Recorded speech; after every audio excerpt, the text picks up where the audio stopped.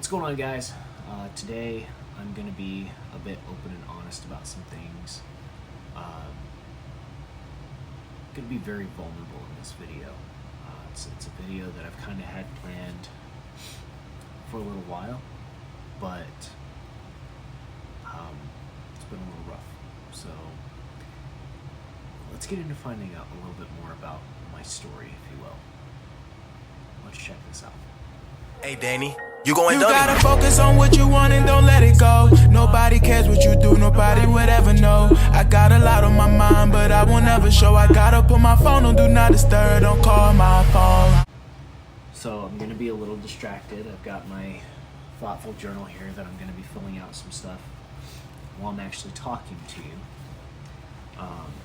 you. Got my camera set up. I got my microphone on, as you can see, and I'm going to fill out some of this stuff while I'm talking. So if I seem a little distracted, it's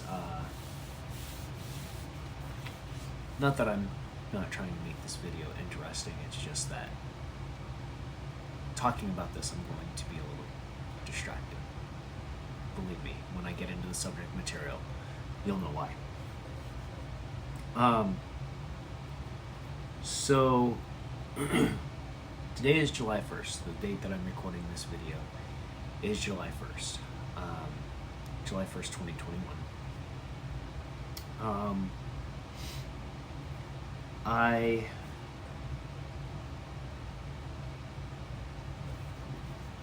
had a rough time 2 years ago.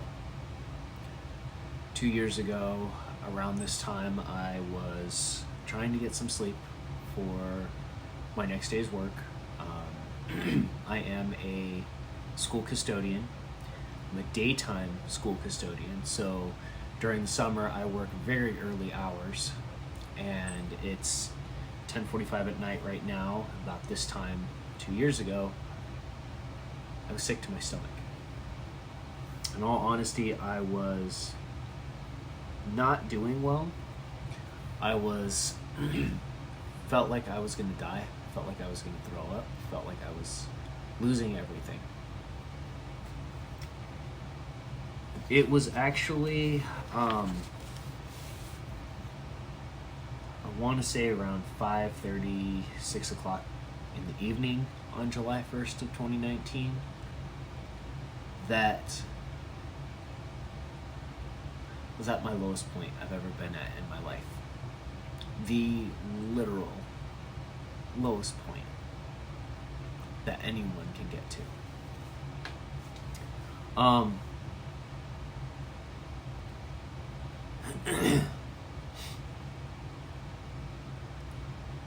The reason why, and I'm going through a divorce right now. I'm not sure exactly what I can talk about, but I'm going to go ahead and risk the fact that this all happened before the divorce, so I'm not going to talk about anything that's gone on since the divorce has gone before the court in August of last year. But earlier in 2019, I discovered that my daughter was not biologically mine. After 9 years of raising her, after being led to believe that I was her biological father, after having my name on the birth certificate, after all of these things, I find text messages between my wife and some strange guy in England stating that he was the father. She went over there.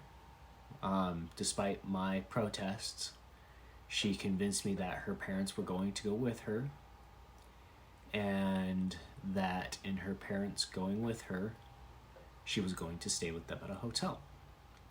They left June 24th, arrived the morning of June 25th after a layover in Atlanta, and told me several times that they were staying together. Her and her parents were staying together. I even asked her mom at one point blank in a text message, are they staying with him? To which her response was, no. Her follow-up response was, you're worrying too much. All I know is that she doesn't want things to change.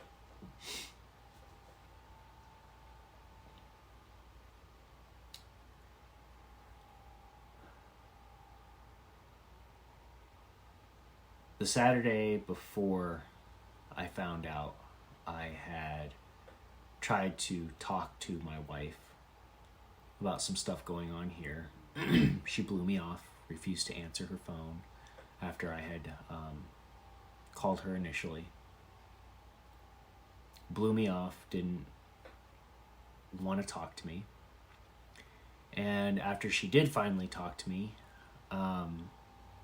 I got butt dialed by my daughter and her biological father.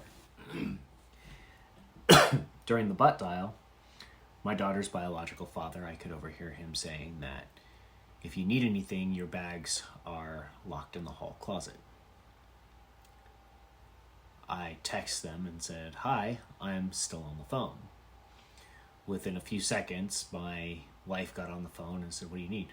What's going on?" I said, "Oh, nothing. They butt dialed me. I was listening to them play a game." I said, "By the way, are you staying with him?" She goes, "No, I know what that would do to you. I know how that would make you feel." So, me being me and blind and whatever, I listened. Okay, cool. You're not staying with him.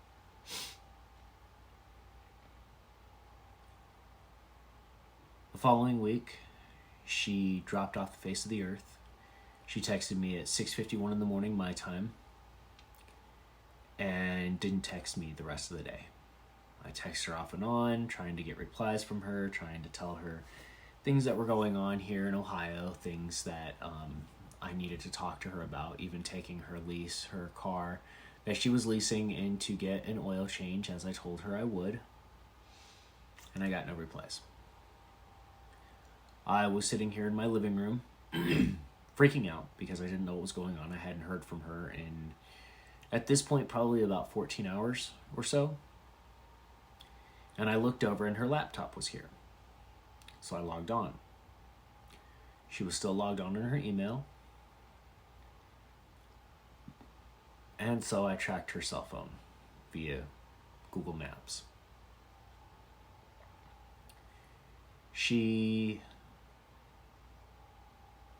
Every night, she stayed with him. She'd lied to me. Every single night, like I pulled up on the map, you could see where his house was that she had sent me a map of, a map circling where his house was. And up over here was where the hotel was that she was supposed to be staying with her parents. Every night, her cell phone was at his house when it quit tracking, with the exception of 2 nights when they went to the beach together and stayed in a hotel room together there. I screenshotted it. I made video recording of it on the computer screen. Tried to call her, tried to text her, tried to get a hold of her. She completely ignored me. And it was at that point, I'm going to say trigger warning here because some people will get triggered by this, but I was razor edge close to killing myself, to ending everything then and there.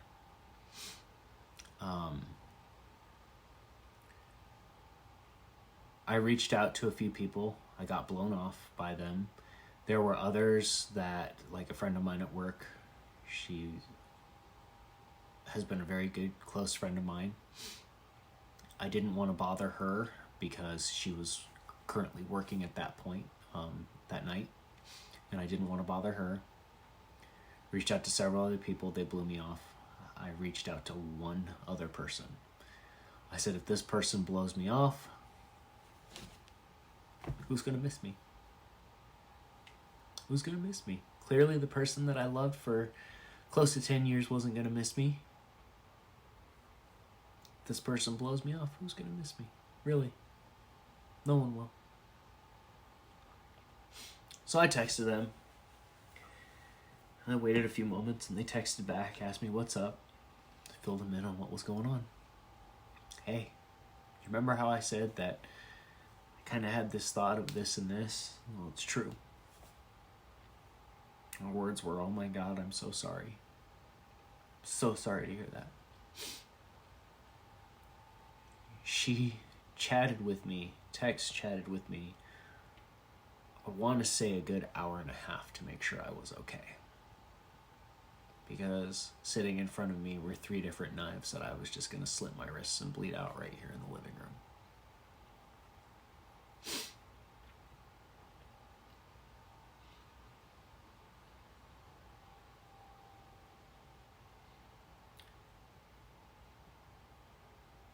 I texted my wife and I told her that if she loved me, she would text me or call me when she woke up.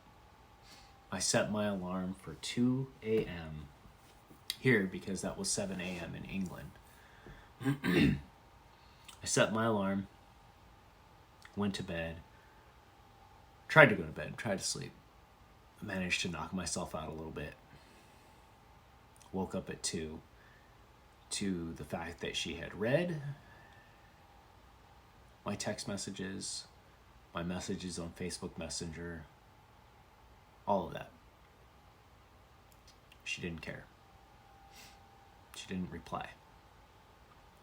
So the fact that she didn't reply at all meant that at that point I wasn't going to care at all. I called the Hounslow, United Kingdom Police Department. While I was on the phone with them, she texted me and said, "You need to stop freaking out. My parents are here." Because I tried to call them as well, telling them that they lied to me, that they, were covering up for what she was doing, and I didn't appreciate it.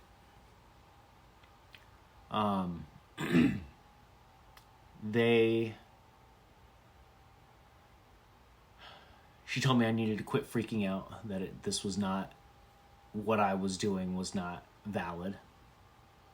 And I told her I was on the phone with the police department, the Hounslow Police Department, and she said, "Don't do this to our daughter. She doesn't need this." So I told her if that's what she really meant, then she needed to call me right then and there. I was on my house phone with Hounslow Police Department. She called my cell phone, and I went off on her. 2:30 in the morning here in my house, close neighbors, I went off on her. Asked her what the hell she was thinking, why she was doing it, why she felt she could lie to me and get away with it. But I got manipulated. I got told that it was just a decision that she made, that, it was okay, nothing was going on, blah, blah, blah. Never mind the fact that she never addressed or apologized for the fact that I was suicidal that night. Whatever. Didn't matter to her. Never mattered to her, as a matter of fact.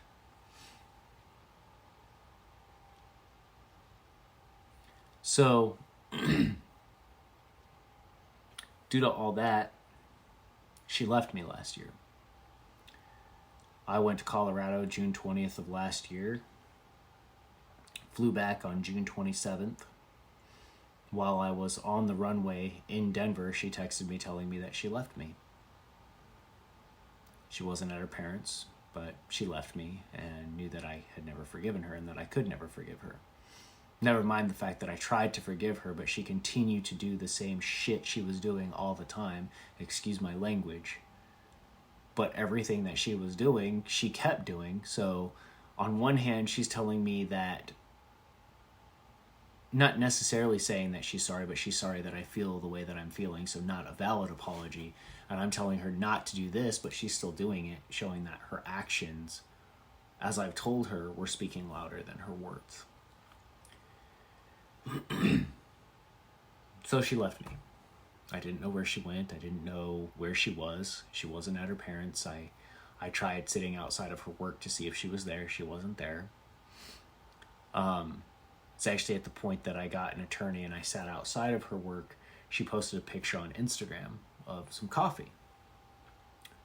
And I had this thought in my head. It had been almost a month since they disappeared.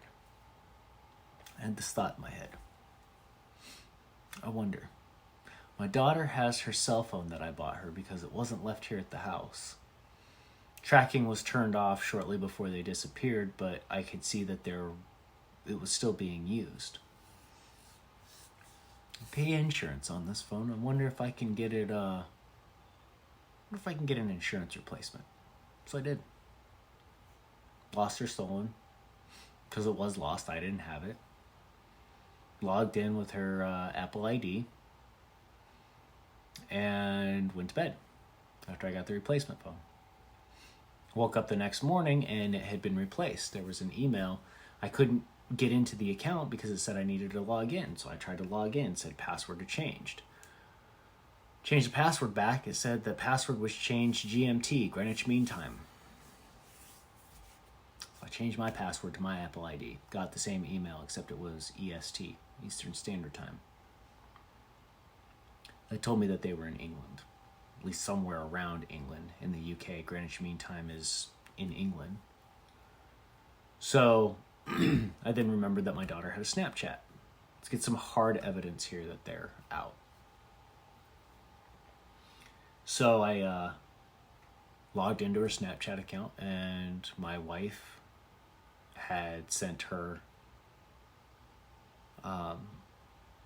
pictures with filters of locations in England. Some of them with my daughter in them, some of them with things around England. And acted like I wasn't supposed to know that they were in England. Acted like I did something bad that I found out that they were in England. Even though she took my daughter, biological or not, she's still my daughter. Took her out of the country without my permission. Took her out of the country and did whatever. And left me. So the past 2 Junes/Julys have been crap. This June and July has actually been pretty good. July 1st, whatever. It's been, June was crazy. June was crazy weird. Lots of stuff going on that I didn't expect to happen. Lots of stuff going on that was honestly, like I said, unexpected. A lot of it, a large portion of it, completely unexpected. But here I am. July 1st. I'm still alive. I'm still here. There's a reason for that. You see, in upcoming videos, I'm going to talk a lot about mindset. I'm going to talk about positivity. Because there isn't just one mindset. There are many. There's one over here, one over here, one over here. You have a positive, negative mindset. You can either be negative or positive. You have mindsets of victim, survivor. You have mindsets of surviving and thriving. You have different mindsets. And it took me a long time to figure out mindsets, figure out how to hack mindsets. One of the things that I figured out was, for the longest time, I had a victim mentality, a victim mindset. I was playing the victim. I felt like I was being victimized, not just by her, but by everybody. Everybody that was close to me, I felt like I was being victimized. And that wasn't it at all. Because people that were trying to help me, I played victim. People that were trying to look out for me, I played victim. It doesn't go well. You end up pushing people away that care about you. You end up saying things to hurt other people, people that care about you. So the mindset that I changed, and I feel like it's a major reason why the last 2 Junes and Julys compared to this one sucked, and this one has gone great, is that I'm no longer a victim. I'm not a victim. I survived. I have survived what I've been through, and I'm still here. As the friend told me today when I texted her and thanked her for 2 years ago, I wrote out a big paragraph about thanking her for staying with me through that time. And she replied back with something to the effect of, I don't know what I did that night. This world would be such a horrible place without you. You know, you're a fighter. You need to continue to fight for yourself and fight for what's yours and fight for your daughter. And I really appreciated that, but I felt like she was forgetting what she did for me, so I reminded her, and she goes, I remember vividly that night. She goes, but that wasn't me, that was you. You did that. You survived that. And she's right. I survived. There's a song it's a rap song. It says, you can tell them that I've been through hell and back. Here I am. Here I am. I've been through hell. Still going through hell. My hell's not over yet. I'm still trekking through hell. People that I thought that I'd lost along the way of my journey within the last month, right back by my side. Still have some things that I need to mend with them because of me pushing them away, but got people by my side. And not only that, I'm armed with new mindsets. I'm armed with a warrior survivor mentality. And I'm here to tell you that even in your darkest moments where it doesn't seem like you can go on, where you just want to give up, there are people there for you. There are people there that will help you, that will extend a hand, that will be there for you. Give them a chance. Your life is worth living. Your life, no matter who you are, no matter what you're going through. I understand it may seem like there's that roadblock there. It may seem like there is no further way that you can go, that you are at your wit's end and you cannot make it past here. But look at this. There's another side here. If you feel like you're at the end of a road, if you feel like you can't go any further, climb. Climb. Get over that hump. And if you need help from somebody to boost you up, to help you over that ledge, use it. I'm proof that this happens. I'm proof that this works. That close. I was that close to my story ending. My story was almost done. July 1st, 2019. I've written 2 whole books since then. 365 pages times 2 have gone by since then. And I'm still going. I'm still writing my story. Because at this point, nothing's going to stop me from writing. At least not my own hand. Remember, guys, you're in charge of your happiness. Grab your pen. Grab your paper. Write your story. Write your own story. And when it seems like that story is about to end, and it seems like that chapter is about to end, you feel like your story's done. Keep pushing. Keep fighting. Keep going. Thank you for watching this video. If I triggered some of you, I'm sorry. It's been a journey. It's still going to be a journey. But I appreciate you guys watching. Remember to subscribe. Give this video a thumbs up. And I hope to see you guys real soon. Hopefully I didn't lose the few of you that I have on here. Because this is a journey and it's still going. And at this point, I don't plan on my journey ending.